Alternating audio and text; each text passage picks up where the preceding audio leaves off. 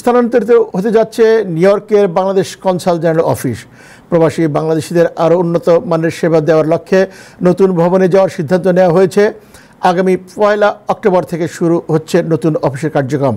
বিস্তারিত জানাচ্ছেন এইচ.কে. সোহাগ। আগামী 1 অক্টোবর থেকে স্থান পরিবর্তন হচ্ছে নিউ ইয়র্কে বাংলাদেশের কনসাল জেনারেল অফিস।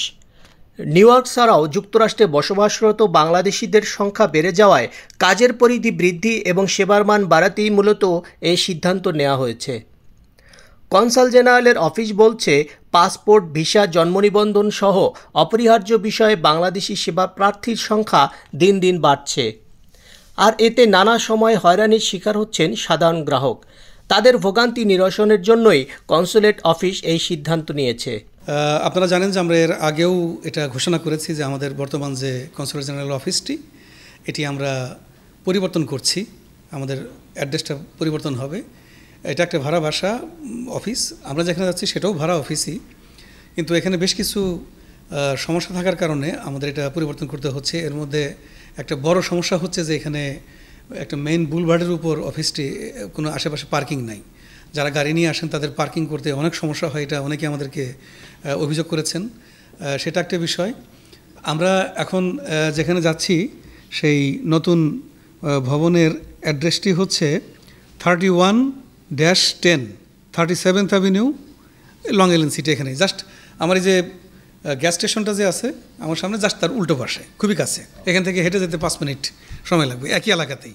তো আশা করি এটা পরিবর্তন করলেও সেবা প্রত্যাশীদের জন্য বড় ধরনের কোনো সমস্যা হবে না, এটা খুঁজে পেতে বা যোগাযোগ করতে সমস্যা হবে না। ছোট পরিসর হলেও প্রতিদিন গড়ে 300 থেকে 350 জন গ্রাহক সেবা দিয়ে থাকেন কনসুলেট জেনারেল অফিস। সেবাগ্রহীতারা পাসপোর্ট, ভিসা, ডকুমেন্ট, সত্যায়িত দ্বৈত নাগরিকত্ব, জন্ম নিবন্ধন ও পাওয়ার অফ অ্যাটর্নি সহ বিভিন্ন ধরনের সেবা নিয়ে থাকেন এই কনসুলেট অফিস থেকে।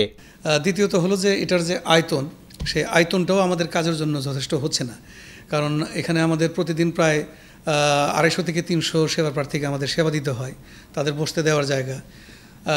আমাদের যারা সহকর্মী আছেন তাদের সবার জন্য কাজের জায়গা সংস্থান করা, সেগুলো একটু কঠিন হয়ে যাচ্ছিল।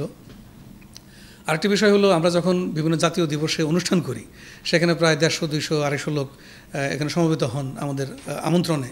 তাদেরকে সবাইকে বসতে দিতে গেলেও আমাদের অনেকটা হিমশিম খেতে হয়, যেহেতু আমাদের যে কনসুলার সার্ভিস এরিয়াটা ওইটি আমাদের হল রুম, সেখানে আপনারা জানেন যে ওখানে আমরা সবাইকে বসতে দিই, সেই জায়গাটাও যথেষ্ট হচ্ছে না। তো এখন আমরা যে নতুন ভবনে যাচ্ছি সেই ভবনটি এই বর্তমান ভবনের চাইতে প্রায় 3500 স্কোয়ার ফিট বড়। তো ওখানে আমাদের যে হলটি হবে সেই হলটা আমাদের কনসুলার সেবা এরিয়াও হবে, তো সেটা আমাদের বর্তমান হলের চাইতে একটু বড় হবে, সেটা আমরা হিসাব করে দেখেছি। এবং আমরা আশা করছি যে সেখানে আমাদের সেবার প্রার্থী যারা যাবেন তাদেরকে আর একটু উন্নত পরিবেশে আমরা সেবা দিতে পারবো। 31-10-37 avenue, long island city, new York 11101 ঠিকানায় স্থানান্তর হচ্ছে কনসুলেট অফিস। নতুন অফিসে বাড়বে কনসুলেট সেবার পরিসর, আর কনসুলেটে প্রবাসীদের সেবার পরিসর বাড়লে বাংলাদেশ সরকারের কোষাগারও বৃদ্ধি পাবে রাজস্ব, এমনটাই বলছে সংশ্লিষ্টরা। এইচ.কে. সোহাগ, টাইম টেলিভিশন, নিউ ইয়র্ক।